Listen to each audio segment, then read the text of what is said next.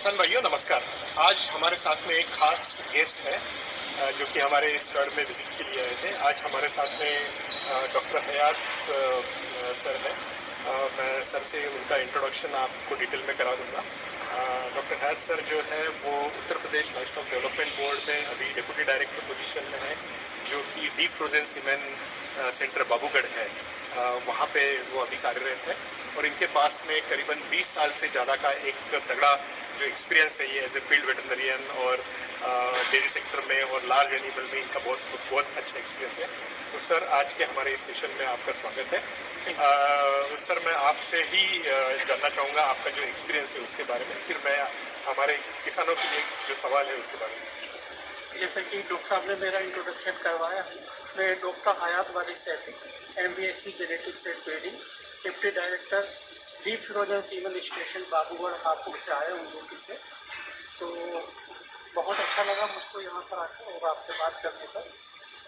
Jersey breed के बारे में जैसा कि आप चाहेंगे जानकारी, तो मेरा ये एक्सपीरियंस रहा है पिछले 20-22 साल में कि जर्सी एक बहुत अच्छी ब्रीड है और साफ़ सुथरी ब्रीड है। इसमें जो कंटामिनेशन या गंदगी वगैरह है HF के कंपेरिजन में अगर देखा जाए तो कम होता है।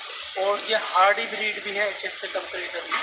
जैसे पेंटिंग की उसमें ज़्यादा प्रॉब्लम है, गर्मी को ज़्यादा बर्दाश्त HF नहीं कर पाता, लेकिन जर्सी फिर भी कर जाती है। टिक बोर्न डिजीज भी HF के कंपेरिजन में जर्सी में कम होती है। तो जो टिक की वजह से जो समस्या आती है, अलग अलग जो डिसीजेस होते हैं, तो प्रोटोजोल डिसीजेस जो है वो हमें जर्सी में जो है वो कम देखने को। हाँ, कंपेरिजन HF के कंपेरिजन में कम। तो मैं किसान भाइयों से अनुरोध करूँगा जर्सी को एडॉप्ट कर सकते हैं।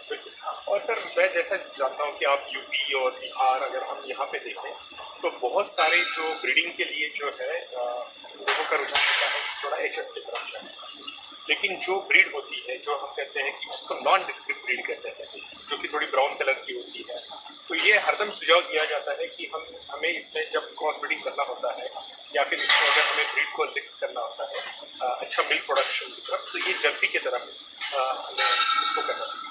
तो सर आपके एक्सपीरियंस से और जर्सी के आपने क्या क्या देखे हैं कि डिसीज रेजिस्टेंस हो गया है या फिर प्रोडक्टिविटी हो गया है, इस पर आपने क्या क्या देखा है कि जर्सी के क्या बेनिफिट्स हैं? जर्सी में as compare to HF disease तो कम है ही, और प्रोडक्शन लेना भी किसान के लिए थोड़ा से आसान है, क्योंकि डिजीज़ कम होने की वजह से उसका कंसंट्रेशन डिजीज़ कंट्रोल पे ही चला जाता है। अगर हम जर्सी को रखते हैं तो उसका कंसंट्रेशन फीडिंग की तरफ, मैनेजमेंट की तरफ बढ़ता है, तो मिल्क प्रोडक्शन हाई। जैसे कि मिल्क प्रोडक्शन की जब बात आती है तो किसानों को जो आमदनी होती है वो तो होती है कि भाई मिल्क का रेट क्या होगा। तो अगर हम ये देखें कि जर्सी और होल्स्टीन या फिर कोई और ब्रीड, तो जर्सी के दूध में ऐसी क्या संभावना है कि उसकी वजह से किसान को जो है पैसा ज़्यादा मिले?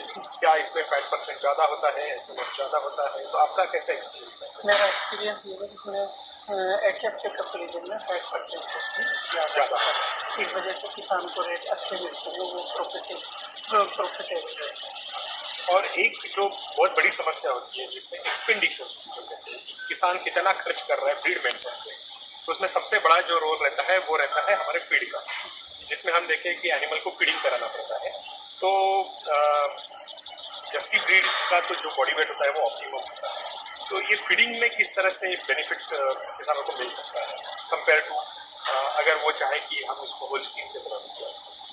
हाँ, क्योंकि वो एक लार्ज साइज की ब्रीड है तो उसका फूड कंजम्पशन भी ज़्यादा है, और जर्सी एक मीडियम साइज़ की ब्रीड है तो फीड कंजम्पशन उसी प्रोपोर्शन में कम है। हाँ, और वो जो कन्वर्जन रेशियो जो है फीड का मिल्क में वो जर्सी में ज़्यादा है। और इसी तरह से डोसिलिटी भी जो है जर्सी ब्रीड की अच्छी है, राइट? तो हमने ये देखा है कि जो बहुत सारे विशेषताएँ हैं जर्सी ब्रीड, तो बिल्कुल हम तो ये रिकमेंड करेंगे कि जो किसान भाई हैं उनको अगर मिल्क प्रोडक्शन ज़्यादा लेना है तो उन्होंने जर्सी के साथ में जो है वो उसको ब्रीड को अपलिफ्ट करना है। मेरा भी 20-22 साल का फील्ड एक्सपीरियंस यही कहता है कि जर्सी के साथ तो उसको करना चाहिए। जर्सी के साथ HF के कंपेरिजन में ज़्यादा प्रॉफिटेबल होता है और इसकी एडॉप्टेबिलिटी भी ज़्यादा है। तो जैसे कि हम आपको बता दें कि ABS इंडिया ने अभी कुछ ही साल पहले इम्पोर्टेड 7 जर्सी ब्रीड्स लाई है, जर्सी बुल्स लाई है, और ये सातों के सातों है। उसमें से कुछ बुल जो है वो वर्ल्ड की जो टॉप 50 बुल है, सातों के सातों बुल तो एशिया के टॉप के बुल आते हैं। अगर आप इंडिया की में जितने भी बुल्स हैं उसकी रैंकिंग अगर आप लगाते हैं तो एबीएस के पास में वो टॉप के 7 जो बुल है वो एबीएस के पास, मैं कहूँगा 8 है। उसमें हमारा एक जिंक बुल है, वो भी उसमें आता है। तो एक किसानों को हम उसका जो है यहाँ पे कन्वेंशनल सीमेंट भी बनाते हैं और सेक्स सीमेंट भी बनाते हैं, और उसी तरह से यूपीएस में बहुत अच्छे जर्सी बुल्स है। मेरे ख्याल से किसानों ने इस चीज़ का फायदा लेना चाहिए और थोड़ा जर्सी ब्रीड की तरफ ब्रीडिंग करके उसका फायदा लेना चाहिए। बिल्कुल, मैं भी आपके यूट्यूब चैनल के माध्यम से किसान भाइयों से अनुरोध करूँगा कि वो जो है जर्सी का एडवांटेज लेना चाहिए। तो सर, आज यहाँ आने के लिए, हमारे साथ समय देने के लिए और हमारे किसानों के साथ में हमारे यूट्यूब चैनल के माध्यम से हम किसानों को छोटी छोटी जो एक्सपर्ट होते हैं उनसे मुलाकात करा लेते हैं और उनके जो व्यूज़ हैं वो लेते हैं, ताकि किसानों को कुछ सीखने को मिले उनसे। तो आज हमारे साथ जुड़ने के लिए आपका सर धन्यवाद। Thank you very much. Thank you.